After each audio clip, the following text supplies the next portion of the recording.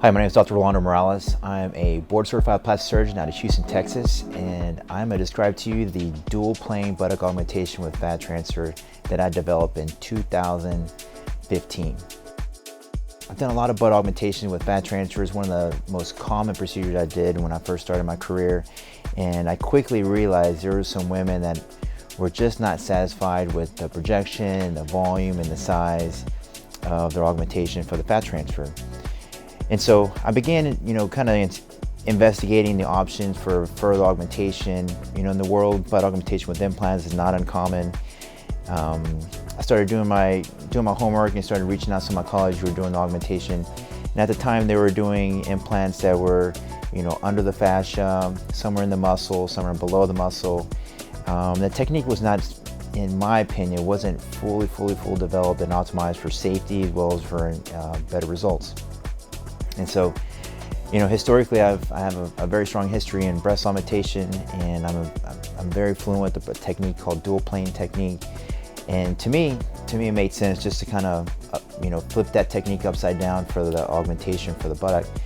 And so I started, thinking about the ways to optimize the technique, and I developed a technique where I put the implant directly into the muscle in the half part of the buttock, and on the top half of the buttock, it's under the fascia of the muscle. And so you get multiple benefits. The biggest benefit is that it sustains the implant in the correct position over the muscle and maximizes the movement, the aesthetics, and really the natural animation of the buttock muscle without compromise visibility of the lower buttock appearance in the fullness and the projection of the lower buttock. On the top half of the buttock, you have the added benefit of a soft tissue that's very compliant. You're able to expand the size of an implant. We're able to fully, maximize projection of the upper pole of the butt.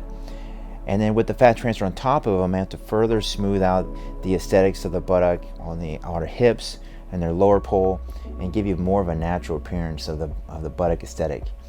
So I've been doing the procedure since 2016 now, and I've done well over 200 patients, and I feel my results are stable, they are safe.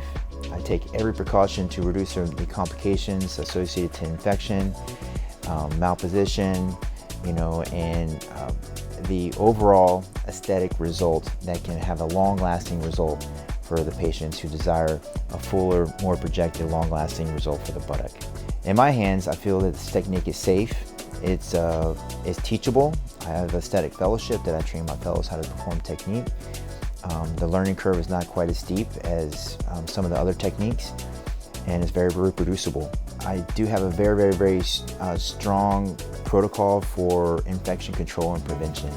So the infection rate to my technique is very low, and it may take extra measurements for reduction of complications associated with infection.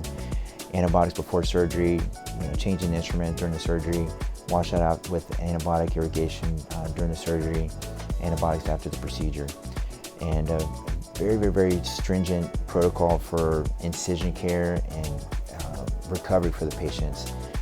And if they do everything I ask them to do, then we can give them a great result very safely. I did a lot of butt augmentation with fat alone. It's called the Brazilian butt lift, and it's just fat transfer from the buttock. The limitation with the BBL, what it's called for an acronym, is that you can never get the right projection that patients want. It's just the buttoc's bigger, but it has really no shape to it. The other limitation to it is that the volume that patients were wanting was just not enough for what they had. So it takes fat to do the harvest, to do the augmentation. So there's a limitation how much fat you can get, right? So some patients who have had this BBL procedure 2 or 3 times are still not getting the volume they want, because not all the fat survives during the transfer. And the second kind of class of patients I have who desire implants is women who are just too thin to get anywhere near result with fat alone. And so those are the women that are gonna most often seek an option for maybe implants, where they're able to get the projection they want, to able to get the volume enhancement they want that fits a little more to their frame.